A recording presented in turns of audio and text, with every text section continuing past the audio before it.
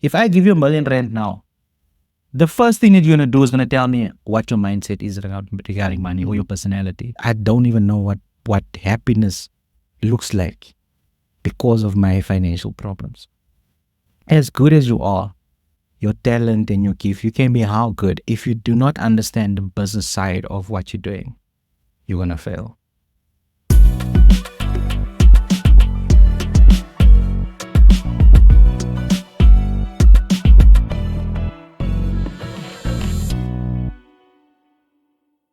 We are about to have a cool, exciting, and insightful conversation with a financial advisor. I did a little post to promote this video and said, remember how a lot of content creators say, I'm not a financial advisor, and then go straight into giving you financial advice.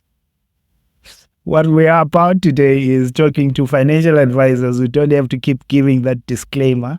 So, exciting conversation. We are about resetting your finances. It's 2025 and some are at a point where you know this topic has dribbled you all your life. And you're at a point where you really do want to fix your finances, to clean house, start on a clean slate. And we're going to have this conversation with Mr. Lincoln. Mr. Lincoln, welcome to the pod. Thank you so much, Gopes. Thank you so much for having me. I'm excited to be here and to have this conversation with you, man. Yeah, excited to have you too. We have coffee. You say your brand is coffee and conversations. Yeah. Explain that to me. Okay. So coffee and conversations. I'm gonna take a sip while I'm saying that. That's good. Well, coffee and conversations is a concept that I was toying around with, as a type of icebreaker when I'm sitting with clients. And I figured out that, taking meetings out from outside of the office into a coffee shop, most clients don't want to discuss money. That's the main thing. When it comes to money, they already have all those barriers up. So we took this conversation to our client meetings out of the office into a coffee shop where the client was more relaxed. We would give the client a proper cup of coffee and just have a general conversation. And then the conversation would turn into actually speaking about the client's finances. And I decided, you know what, let me build a whole concept or brand around it. So coffee and conversations is like my baby, where I'm doing my prospecting in the form of a cup of coffee and just having a conversation with the client. Also, that's how you get clients. That's how I get my clients. Does it work though? Because if I imagine for some clients, if I have deep problems, it might not be coffee that gets me to open up. I need something stronger. Please, to be honest, like if I look at last year's success, there was a 60% conversion ratio from those conversations. Whoa, into business. Very good business. So it works. It works. It takes a little bit longer to actually get to the client actually signing, but me taking the approach that says, you know what, let me rather hear what you have to say, instead of me coming with a proposal and coming with products, and that whole thing.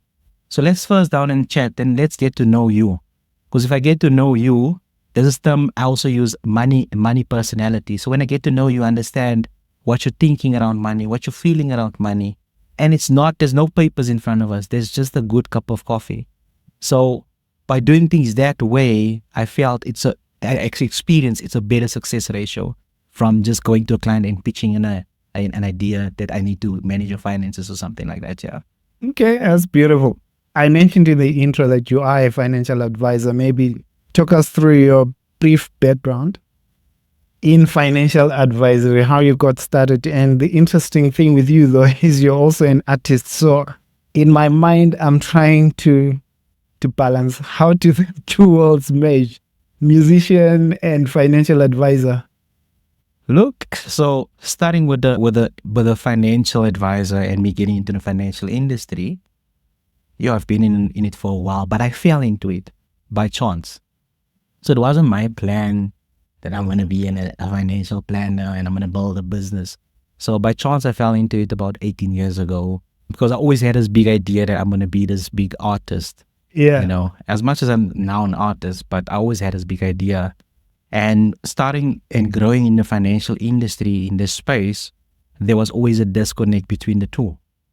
And as much as I was a professional musician in the space, I was also my financial advisor, and there was never this thing where these two things was like married or, you know. Now that only happened in the last 2 years, where I realized that as a financial planner and advisor, there's certain things and certain experiences that I've learned across the years that could have benefited my music business on the side. And up until 2 years ago, I decided to marry the two, because I'm running a business as a financial planner. I'm also running a business as a musician. So I've been in the industry for 18 years. I've been playing music since the age of 12 years. What do you play? Everything that you find in a church, because my dad is a pastor. So from the singing, from the keyboard, guitar, bass guitar, drums, sound setup, production, everything. That's what I do. And singing as well. Yeah. Oh, you sing? Unfortunately, I sing. Unfortunately. When you look at, actually, I used to be a praise and worship leader at some point in my life. So I used to sing, I used to play keyboards, I used to play the bass, I used to play drums as well. Okay, do you still play? Last time I played any of them was probably more than 10 years ago. Wow. So I stopped. I remember one guy was introducing me to some friends. We were pastors in a conference, and was saying, "Oh, you guys, this guy, Untando, he used to be so powerful." So I listened to him and I didn't know, should I be offended? Oh, it's a compliment. It's one of those that got confusing. But when you look at your journey as a musician and an artist, you said something just now that it's only 2-3 years ago that you realized there's a lot that you were doing wrong back then. And I imagine there are many people that find themselves in that stage even right now and that would want to start over. What are some of those things that you are seeing that you were doing wrong back then? Look, I think firstly, being a financial advisor, we need to understand this one concept, because I've worked or connected with a lot of people, financial planners and advisors over the years. Yeah. The one concept and the one truth that I need to admit to is that even a financial planner, you need a financial advisor. And I was going to ask with the timeline. So I picked that up because you said you started 18 years ago. Yeah. But you got it right 3 years ago. So in my mind, I was saying, so all the other years. The industry, the industry we're working on, it gives good commission if you work well. A very good commission. And when I started in the industry 2005, 2006, I think I'm going to throw out numbers here if it's fine. Yeah, it's all good. So 2006, now you can imagine how many years that was ago, right? That's a very long time, yeah. 2006, August, I'll never forget it, was the first time that I hit 10,000 Rand commission. Now you must know, that's 2006. My starting salary when I started in the industry, October 2005, was 1,500. That was enough. That was enough for me just. And then not even a year later, I started taking like 10Ks and so on. And yeah, back then that was not a starting salary. That was, even so, on the good side. And to mention it, because my dad is a pastor. No, I was in church and I was a musician in church and I was supposed to give tithes. So even when I started hitting net numbers, my dad was saying, listen, please, when you give tithes, break it up. Because eventually someone's going to see, if you give 1,000 tithes, they already know how much it's multiplied by 10. So, but with that being said, now that I was doing good in the industry and in a good job and earning good commission, no one really sat down with me. Even my parents, they have this thing in our community that you don't consult with a financial planner. That is not for us. That's for another race, So I was never told this is how you need to budget now that you're earning so much. I was never told these are some of the important things to do. I knew I had a provident fund at work, But every month, I would kill it. I would kill it whole salary. Because no one sat down with me and said, listen, yeah, this is how you plan. If your budget is 1.5, now you've got 8.5 to put away, put somewhere and make provision, for rainy days. So I continued like that up until that's 2006, 2007, 2008. 2008. I will never forget 2008. Yeah, 2008. Then I got a credit card because these people started saying, hey, there's someone that's earning money. Yeah. Well, they called you and said you qualify. Yeah, qualified. No, sir. Yeah, I know that story. It hit me hard at some point. And me being naive, I mean, because I never had the knowledge that I had now. I just said yes to everything. Long story short, yeah, I'm sitting with a 30K a limit on a credit card. I got it at the end of October 2008. End of November. They must know. I'm still earning my good commission and salary, right? And he has an extra 30K. End of November, it's done. It was done. The year after 2009 is when I started getting, I got engaged in 2009. And only then it's where I started to shift gears and ask questions. Because I was shifting gears from dating to getting married, the certain things I needed to put in place. And when I started asking questions, I realized, oh my God, I'm in trouble. All that money that I had physically could have gone to something, planning a wedding, buying a house, buying a car, buying all these things. Did your girlfriend know this at the time? So. What did we have? I'm marrying into this much debt. The thing is, if you come there and you drop money and you take the chick out and you buy nice things, it's not always like, she doesn't question because you're working for a good company. So there's not really going to be anything like, can you actually afford this thing, But 2009 is when I realized like, I'm in so much trouble. Yes, it was a lot of debt, but it wasn't that I could not settle. Because you had good income. Because I had a good income. So, but the problem was, in my mind, I always work worst case scenario. So I always like to plan ahead. Not now, I always plan ahead. But if someone took me through the guidelines, if I met with a financial planner in 2006, I would have been in a much better position. And 2009, when I learned this thing, something opened up.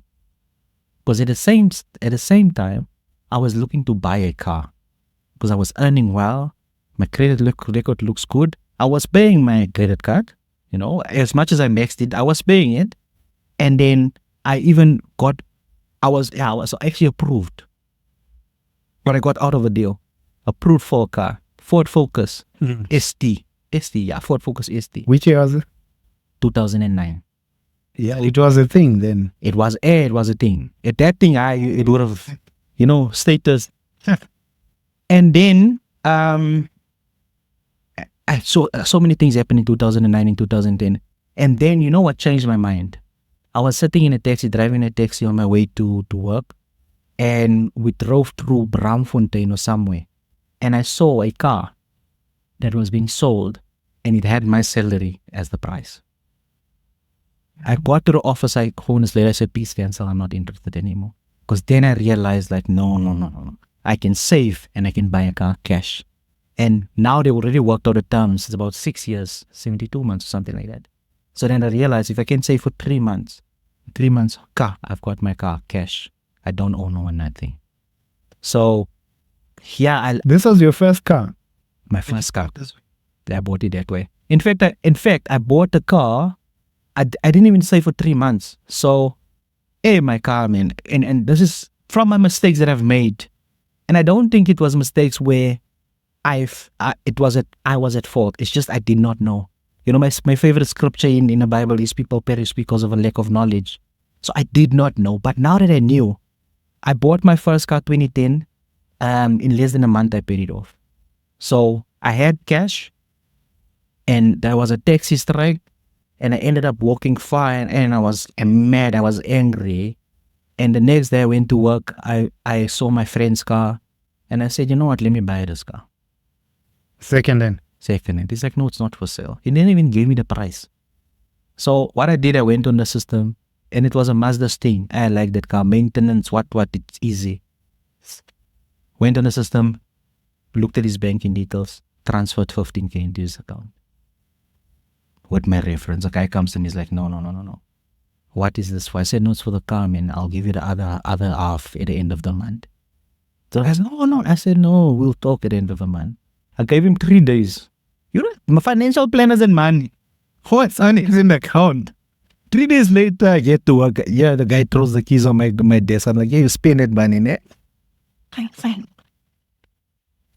So the mistakes that and the stuff that I went through made me realize, like, even a house, you can buy your house cash if you save properly.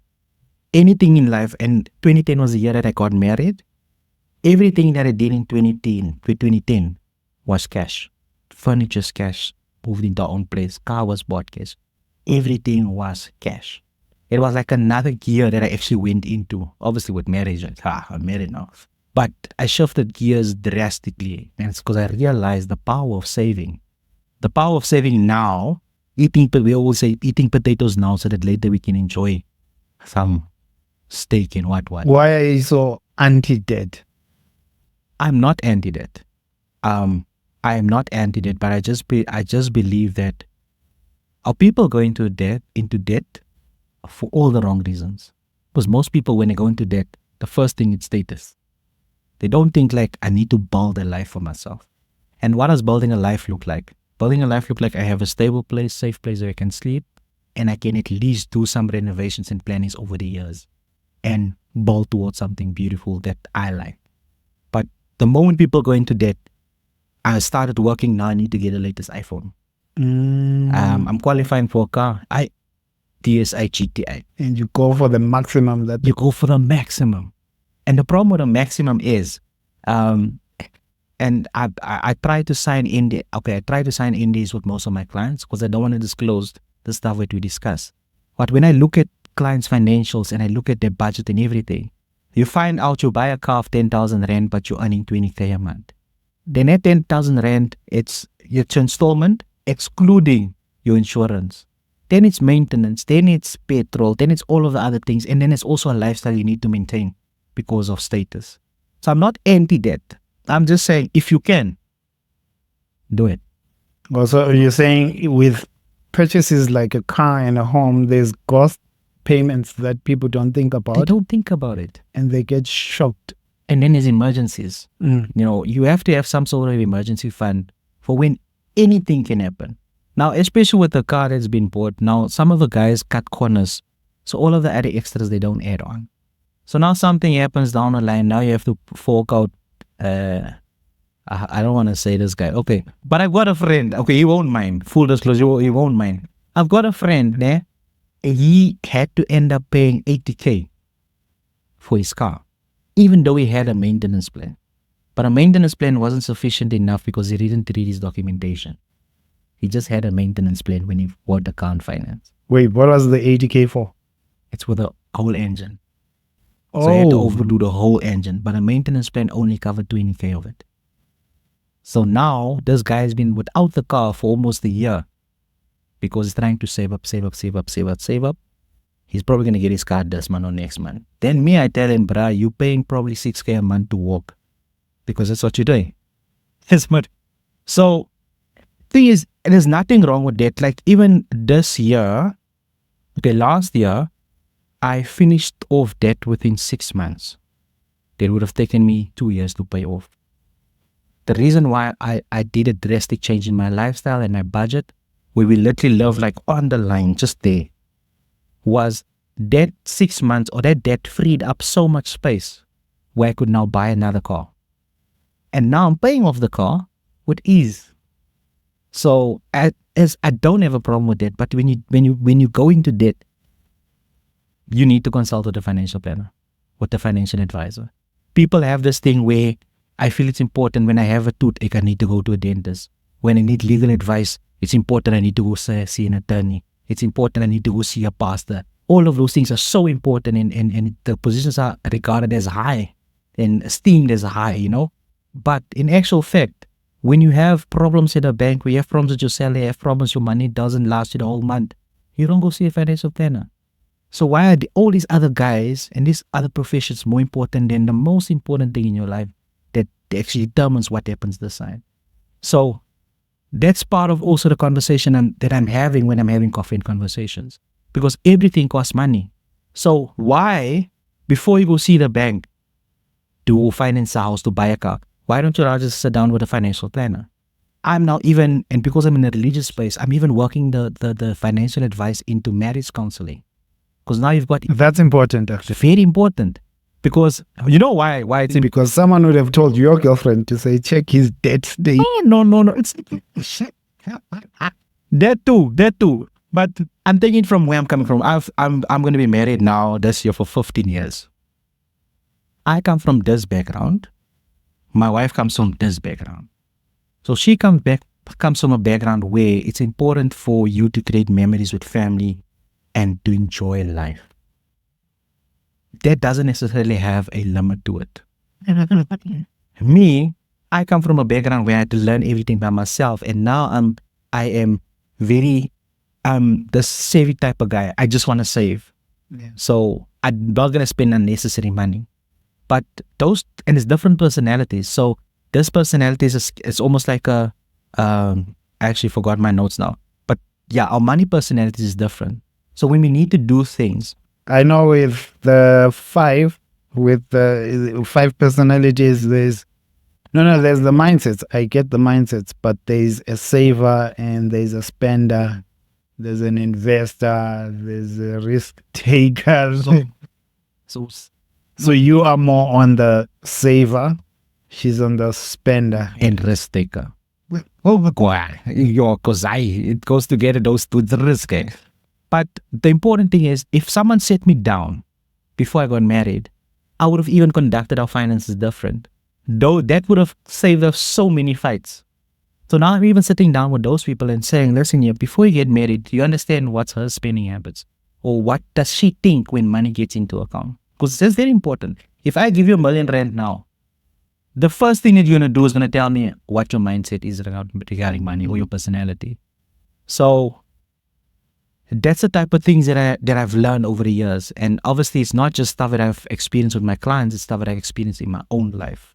And hence, yeah. So if we're talking about someone resetting their finances, the main principle I'm picking up from you right now is look at your spending habits and just your lifestyle around how you're spending money compared to what you have. Is it similar to if the best place to start is with a budget? Yeah. So what I do, the best place to start is a budget. Problem also is most people don't have a budget. Like I've for the past 2 years, I write down everything I spent to the last year. If I'm gonna spend R1, I have a spreadsheet, and every month I update it. So people don't even have a budget. So what I normally do, I start with a bank account. And the beautiful thing is Capitec has so many clients. So we go in a client's banking app. I did one on Friday, this past Friday, and I said, let's go on your banking app. Let's track your money. Beautiful. That's so beautiful. And then we start seeing restaurants, clothes, whatever is there, And I think if you can go into detail, you'll even see when it comes to food and drink, where it's been spent. So the best way to start is there. Budget and bank statement. But the client needs to be transparent and honest enough to say, like for instance, I love this client that I met with on Friday. We sat down for almost 3 hours. Luckily, the place we were sitting had bottomless coffee. That's also a video of it. So we sat down for 3 hours and my conversation was like this. Let's be honest. I can help you, but you have to be honest. Where are you at? We even went as far as drawing a credit report, detailed credit report, and compared everything to like where are we at. So if you want to reset, you can't say you want to reset and still keep something. Yeah. I always tell people that. Then you're wasting my time, you're wasting your time. Then you just keep the skeletons. And even the skeletons is those calls that you're getting. Please pay, please pay. So when I sat down with my clients, then we say, where are you at? Be honest. And that's why I have the NDA. Because whatever gets discussed there, I don't disclose it to anyone else. I had one instance where I was even sitting down with an elderly guy, and the saddest thing at that point was he is now 63 years old. And he said, in all my experience with financial advisors, no one sat me down and said, be honest. Okay. So when I said that, and that shows also the type of advisors that is in the industry. Is a type of advisors that also does not have a financial advisor. I can't give you advice if my own finances is not good. So most of the time I'm speaking from experience. And if the client wants proof, I'll show them, here's the proof. This is what I'm speaking about. So if I make a recommendation wherever you're at, then I'm making a recommendation from what I've experienced and what have worked for me, and not just a blueprint that's been used there for years and years and it's not practical for you. So when you say part of the reset beyond the bank statement and the budget is pulling your credit report to see your credit score and who you owe and who the interest. When last will you pay? And who's calling and looking for you. Why do you think many people don't go there? Because from experience, maybe you would know better. I think many people don't even want to look there. It's the embarrassment.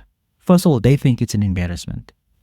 The embarrassment of admitting I did not know how to work my finances. Now imagine a grown man sitting in front of you. And now you open up everything and you can see this guy has been earning well for years. But he's so deep in debt and he's not managing. And I have to come and rescue. Now, that's one of the messages I'm also trying to bring across, especially to my people, our non-white community, to say, listen, yeah, the fact that you are able to sit down with someone, I mean, it's like this.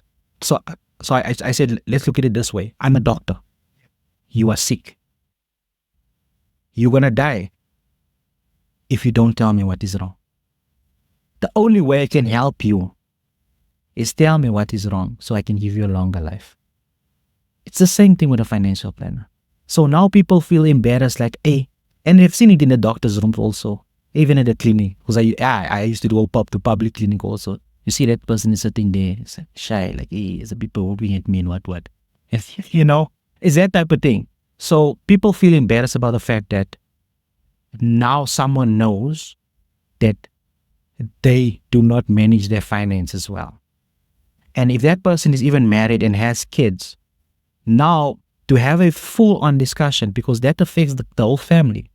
The kids also need to understand this is where we're at. So now imagine going back to your kids and telling them, hey, for years, I haven't been managing the house or the finances or anything properly. People always think it's going to have a negative effect, because how are people going to look at me? The status is a bad thing. And that is why most people, they are so afraid to open up. They're so afraid to open up. However, the ones that do, you see the success from 6 months to a year. Like I even told him, like, hey, look at me, 6 months, 2 years of debt. In 6 months, I killed it. And it was a simple thing. So, and now I can walk around and can talk about it. I can even go to the people and tell them, I used to owe you, If someone is in trouble, is this a conversation that you encourage? That go to your family and be honest and say, is this bad? You have to.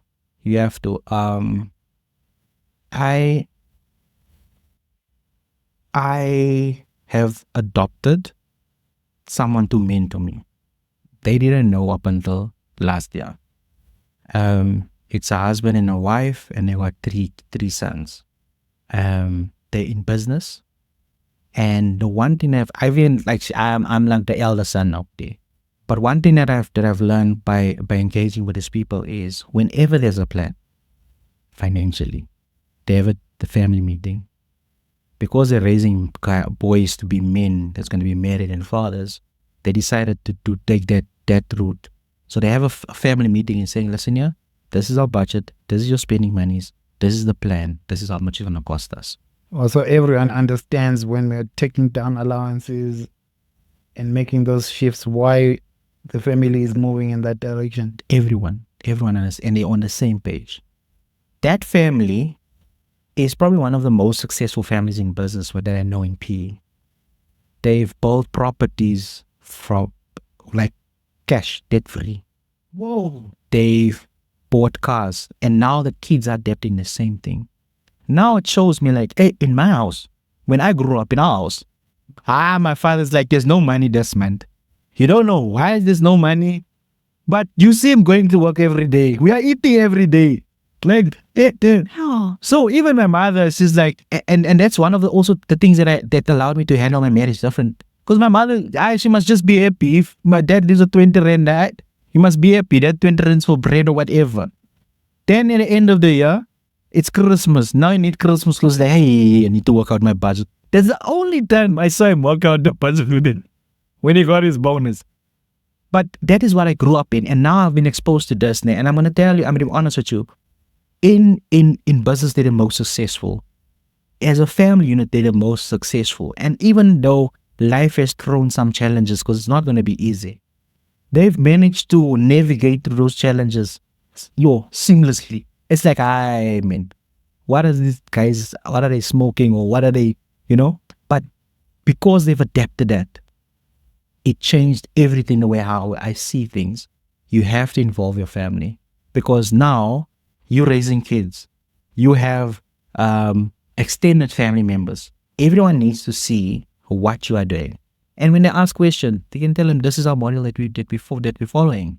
So as a matter of fact, so that's the same people I'm talking about, the same lady, I actually even invited to one of my coffee and conversation workshops, where I actually invited her as the practical example of what it means to do proper financial plan. That's a cool conversation and they to check out. Everything. You have it recorded? I have it recorded. We were speaking about space, ne? So it is I can't bounce it out. But I'll make a plan and I'll send you that link. But it's a beautiful concept that, because you're not in life alone. I know with COVID happening, there was 2 individuals that I know personally that took their own lives because the family didn't know how bad things was financially. Now you don't also want to go through life suffering like that. Hence, I encourage my kid. She's 10 years old. I'm encouraging her to save. And then she would ask me about the stuff that I'm doing and the meetings that I'm having.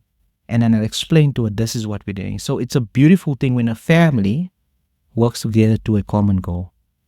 If you want to be debt free, if the family works together and all of them are pulling together, you're going to get there faster.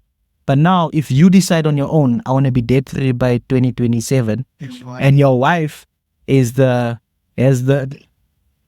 never going to get there. You're never going to get there. And so it is, that's the starting point. Starting point for me is, be honest. Does your family know you're so deep in debt? Okay, let's talk to Christians.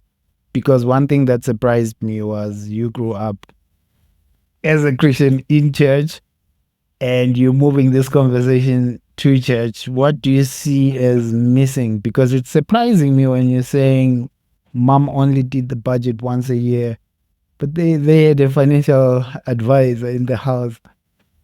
You see, and that's let's go back before that. Let's go back to the church. So for me, that's a touch point for me, because why? It's very sensitive. Because I grew up in church, and I've been engaging with a lot of pastors and a lot of churches. You know how much money goes to a church in a year? Lord. And then that same church doesn't have their own building. The same church doesn't have their own burial plan. The same church doesn't have some sort of a learnership program where we're taking people through things, career guidance and all of the stuff. The same church doesn't even have a nurse on site or whatever they need, but there's so much money going through church. Now, it's personal, because I'm saved, I'm religious, and I'm still in church, and I've got so many relationships with different pastors. Now I go back to the Bible. There's a scripture that says you need to be a good steward what God has entrusted you with. So I brought this conversation to the church last year, after being in church all my life. Only last year, I was brave enough to bring it to church at a men's meeting, and it was pastors there and a lot of men. But luckily the conversation was around restoring the finances of men. That's good. So it gave me a platform to speak about these things. So first of all, pastors hasn't been good stewards, because wherever money is involved, you need to have someone who understands money. You need to take advice or counsel from someone who understands money. Most of these pastors, I don't want to say it, but you might find a pastor was working there as a manager at ShopRite, and he was just managing people. Now God called him to be a pastor, but now there's so much money coming in tithes and offerings and stuff like that. So the first conversation was like, pastors, let's, and my opening line is always, my people perish because of a lack of knowledge. Just to get it out of the way. It's in the Bible, it says it. But then the other one is talking about good stewardship. So, because you do not have the knowledge, you could not be a good steward when it comes to money and the finances of a church. So I addressed that issue. It is important for you, even as another scripture that says there's wisdom in the counsel of many. I am one of those many because I'm a financial planner. So I introduce the concept of financial planning in the church and how a church can make provision, especially for a pastor that's about to retire.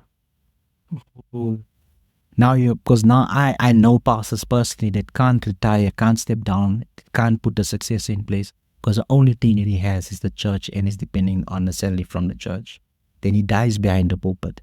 That's why they're saying it's personal for me.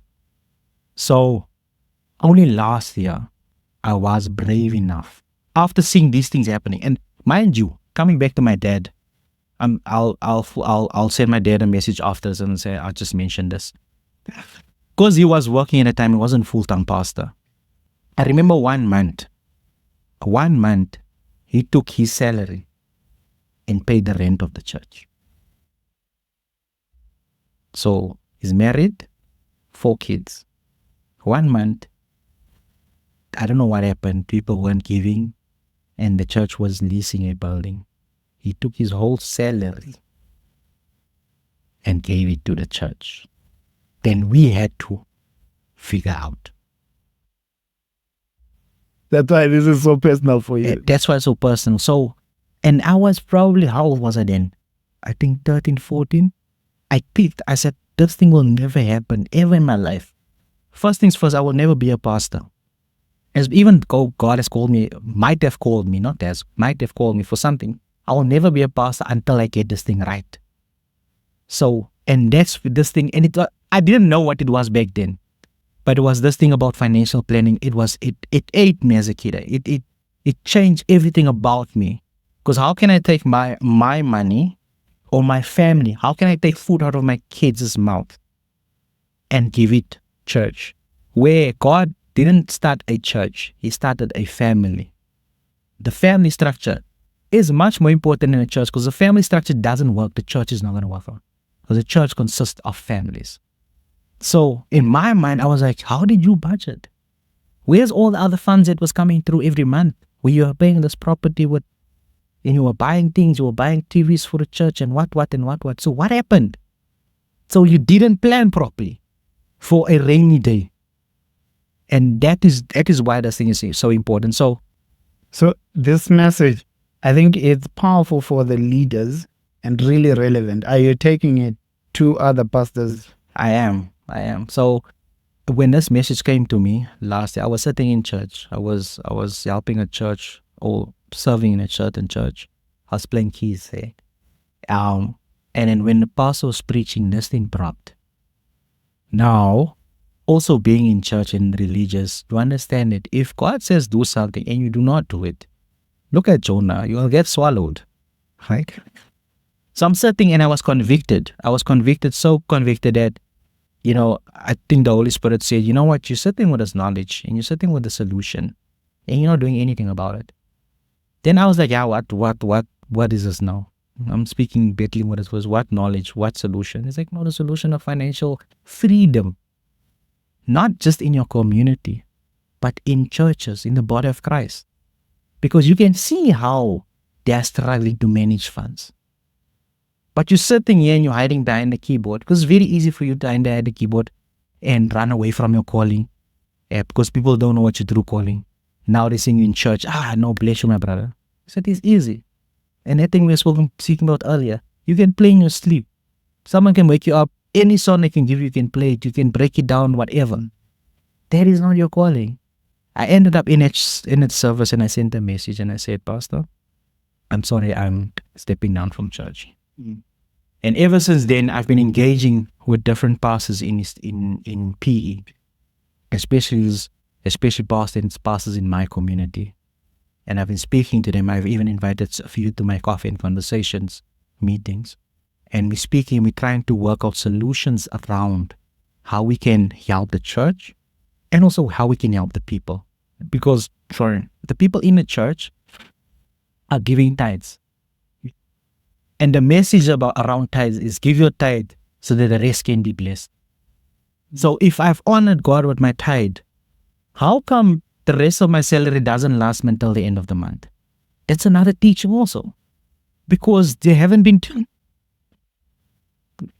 Then I almost spit the water I had in my mouth. But you understand my point. And these are the things that I've been observing in church. And I've been asking myself those questions, but I'm sitting with a solution. And God says, you know what?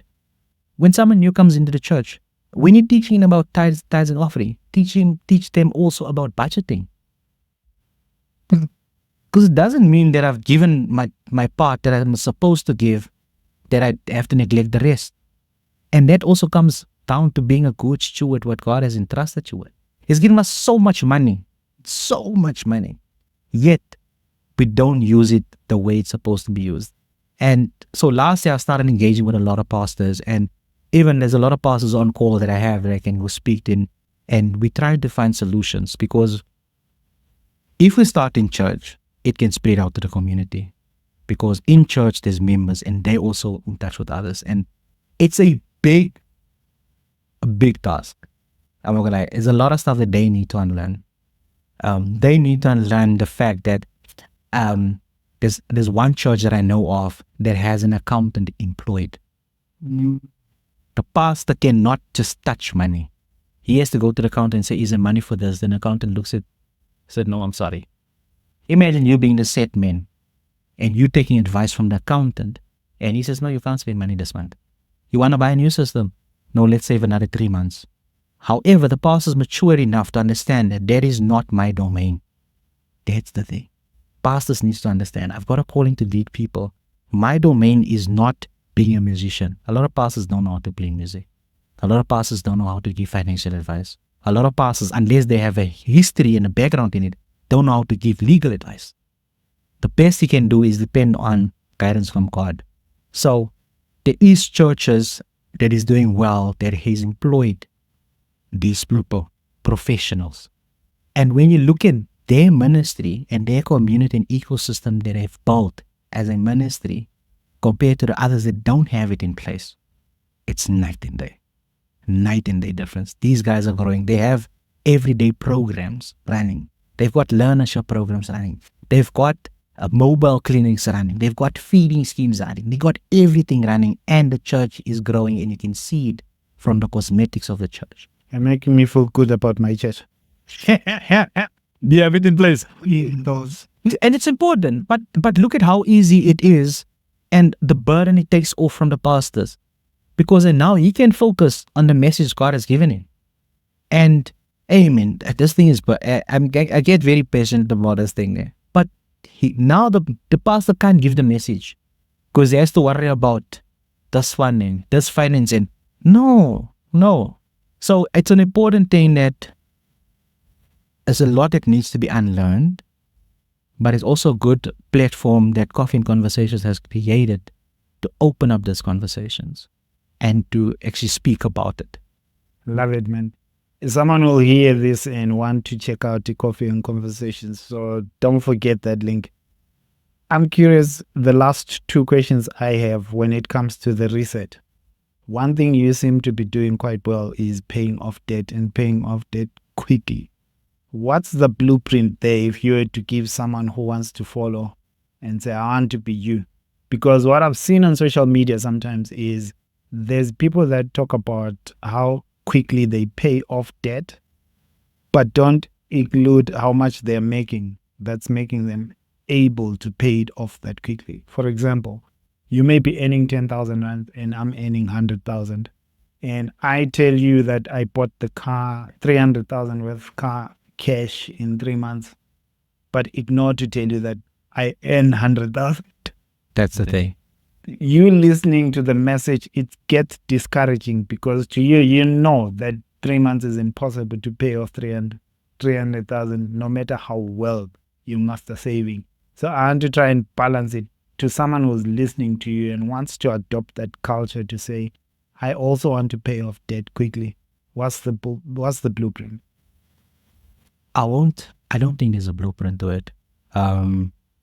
For me, okay, if there's any financial planners, advisors watching this, you can correct me. We'll share the details. You can contact me. But in my experience, it is a tailor-made solution, tailor-made plan. Because 300K or 100K a month, 10K a month, you might have 200,000 rand worth of debts and I made 400. So then the plan is going to differ according to what my income is, what I owe, and who you owe, and also what's my appetite for actually settling this debt. I was very eager. So that's why I said we lived on a fine line. Because my appetite to set, because when I looked at my finances and I realized like, if this can be settled, this is what can open up. So I had an appetite to do it quickly. If you don't, there's always a plan your financial planner can work out for you to make sure at least you get there comfortably. It doesn't have to be in 6 months. It doesn't have to be in a year. But as long as they worked out a tailor-made solution for you. And I think that's the thing. With financial, we always look at people and want to take their blueprint. But it's a total different dynamic. You find out that's a single guy, doesn't have other responsibilities. Meanwhile, me, I've got my wife, my family, my kids, and then you have another family you also have to take care of so it's different dynamics. But I think it's tailor-made. And that's where the importance of a financial planner comes in. Because that financial plan is going to work out something according to where you are. I like something though that you said. You said you gave yourself an incentive to save aggressively because you had a picture of what opens up. So you were clear what you'd use the money for if you didn't have debts. That's the thing. And then obviously with that picture, and that's also the picture I'm trying to create for clients. Because, okay, it's not that I like cars. I'm not a car person. But I like convenience. So that was the thing. I needed convenience as much as we had other cars, but I wanted that specific car. And then when I looked at it, it's always like when I count the cost, I'm like, no, man, this thing is easy. The moment you sit down and plan something, you'll realize how easy that thing is and then how easy it is to get there. So when I did it, then I'm like, I can do it, but I don't want to wait 2 years. And that's so I had my picture. And when I'm sitting down with clients like Friday, the reason why I'm using the recent one is because that was the longest one I did. I ask questions, specific questions. Why do you want to settle your debt? Why do you want financial freedom? And it's why? And my client was like, hey man, why are you asking me all these questions? I'm like, I'm trying to get to the point why you actually want to do it, the bigger picture. Not because I want money. I don't. People would say, because I don't want it. Okay, fine. So then what? I don't understand. So I needed to get to why, that bigger picture. My bigger picture was this vehicle, which was within my range of affordability.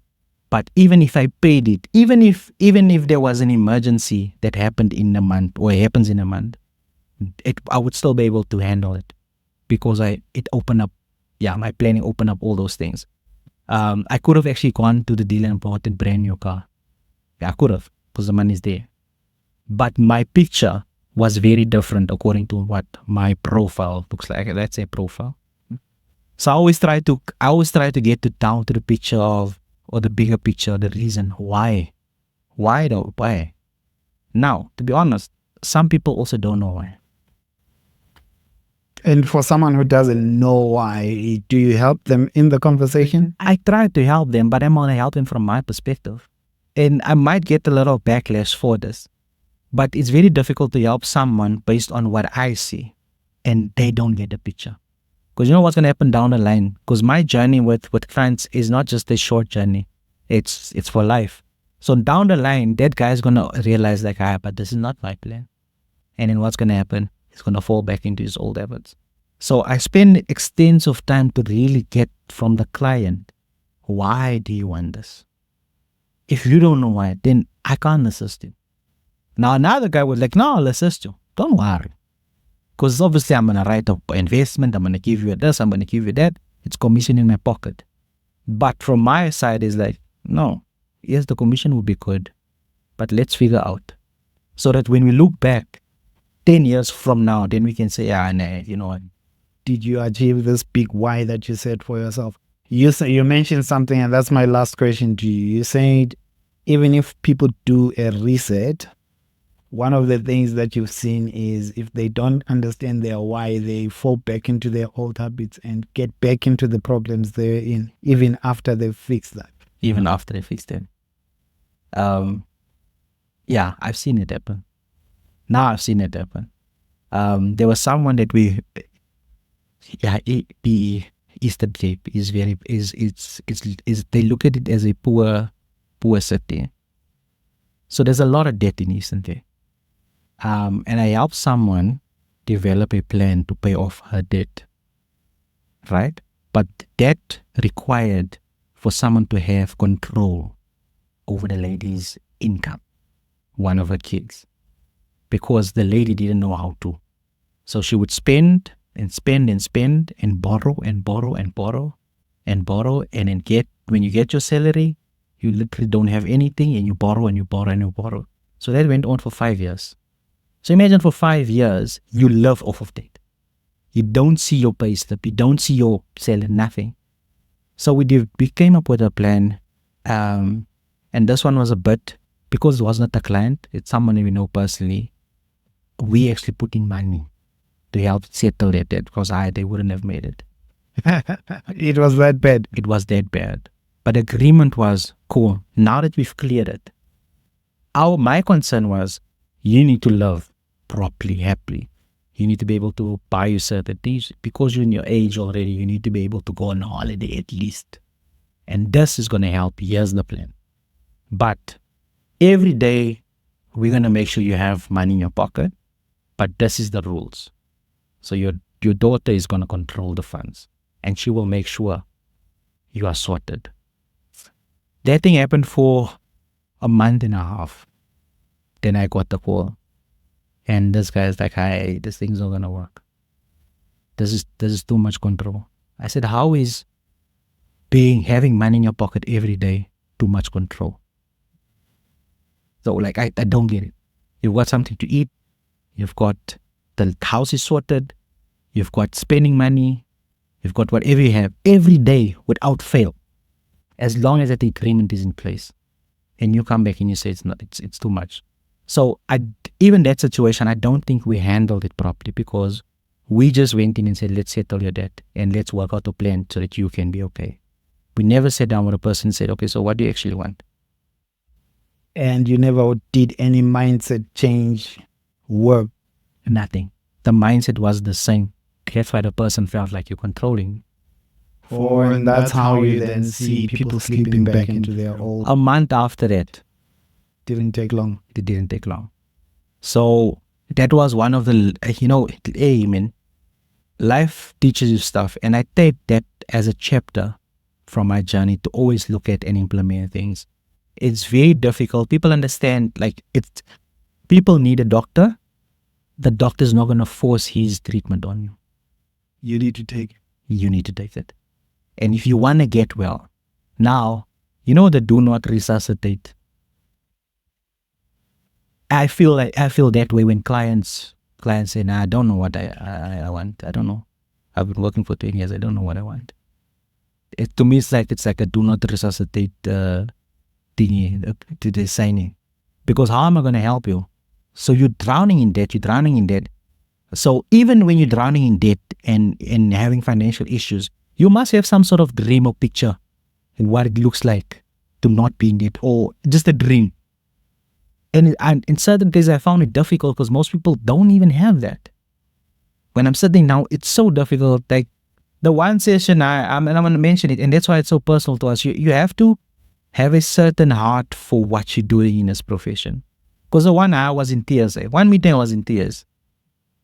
Because now sitting down with someone and this person broke down and said, I don't even know what happiness looks like because of my financial problems. So it's difficult. Some people don't know. Some we can guide. And it might even take a longer journey. Hence, I always come back to this. Hence, I take it out of the office. I take it out of their houses or out of their offices. And I sit at the coffee shop. And even if it means we must sit there and just chat. It sounds deep. Now I'm going to suspect you. Is the stuff you drop on the coffee? No, you know, there's a guy that I need to give props to. His name is Thomas. Thomas is now in the UK. So Thomas is the barista at Seattle Coffee. I think Seattle must endorse me. And he created a drink. So we had offices in the same building as Seattle Coffee. But because we're regulars already, we would say, you know, at one time we made a mistake and we said, Thomas, just surprise us. Lo and behold, Thomas was already in the back of his mind a creative when it came to being a barista. And he mixed this thing, man. Hey, he brought it up. So Thomas has got special coffee. Yo, it's always like, what is this? He said a surprise. I'm like, okay, surprise us again tomorrow. So now the next day, he did another thing, totally different from the previous one, but better. Okay. So it was probably for almost 2 years, every time Thomas would surprise us. Now, his regular customers used to understand that Thomas can surprise you from something that's not on the menu. And then the guy that owns the Seattle Coffee branches decided to take him now to all the Seattle Coffees in PE so he can teach them the Thomas surprise. But it's a generic version, which is still good. But when I go to anyone and I say, no, I need my Thomas surprise, the way Vivian makes it. So if I go to Seattle Coffee in PE and say I want a Thomas surprise. You're going to get it. You're going to get it. And in better yet, if you go to Seattle Coffee in PE, people ask them for a Thomas surprise, ne? But with shy tea. You will tell me again. No, you'll tell me again. So, all right, let's wrap it up. A message that you have for your fellow artists. Oh, yeah, that is a big one. You know, so much money in the industry. Eh? There's so much money, and you have a handful of people that got it right to make money and to make it work in the industry and build a sustainable income from that. I have one message, man. Okay, two. As a musician in the industry and even upcoming, as good as you are, your talent and your gift, you can be how good. If you do not understand the business side of what you're doing, you're going to fail. The little small percentage of people that has made it knows the business side of things. And part of the business side of things, of managing your gift, is having a financial planner on your side. Because you're going to play, and gigs is easy money. To be honest, I used to, when I was still staying in Joburg before I moved to PE, I literally made my same salary that I used to make when I was working just from gigs. That's Thursday, Friday, Saturday. Sunday used to chill. Or I might have a gig at the church as well. I'm not going to say how much. But I used to, and when I moved to PE, I was shocked because then I needed to do my figures. And I realized there was a full-blown salary of someone that works in corporate. And it was proper. So you must know it's just those 3 days. Rehearsals is fun, you know. However, obviously because I was probably a bit more mature in terms of money, I could manage those funds properly. So my rent was paid and all of that. But if you don't have that knowledge, you need to speak to a financial planner. You need to speak to financial advisor, but someone that understands your industry though. That's the other side of things. I'm not going to say make contact with me, but make contact with someone. You're allowed. But you can make contact with me, someone that understands your industry. Because gigs come, gigs go. So some months it dries up. And if you're not going to put money away for it, it's over. Then on top of the other thing is, if you are a musician, and this is the one thing I've also been pushing, you need to have your gear insured. Very important. Okay. You have expensive gear. I have gear. I've listed my gear now. How can I say it? My gear is worth 150K. Maybe less because I've given a few away. But my music gear, if I tally everything up, is 150K. Now imagine I go to a gig and after the gig I go to maybe McDonald's or I go into some shop or something like that and my car gets broken into. My gear's gone. How much am I losing? And there was an incident where one of my friends, they stole his keyboard out of his vehicle. Now the guy has a Yamaha Montage. Okay, in that direction. So the insurance, and that's indemnifying a client. That model of keyboard, they didn't have it available. And the role of insurance companies is to indemnify you. So they replaced it with the next best model, which was the Montage. So it was one of the first guys that had a Montage that we know of. And that's insurance for you. Insurance. So first things first, understand the business side of things. Second thing, sit down with a financial planner, financial advisor. With my coffee and conversations, I normally take the ball. My coffee and conversations is not just limited to in person. It's also online that I can do it. I'm busy now setting one up with a guy that's working in Victoria Falls, coffee and conversation. So we can do online. So I can advise you of these things to look out for. And the third part is get insurance for your gear. If you don't know how, speak to me. We will get my details. Very important. Thank you so much, man. This has been good. Thank you so much for having me. There are some artists that will appreciate you, but I'm sure many people will appreciate the conversation. This is Mr. Lincoln again. Your links.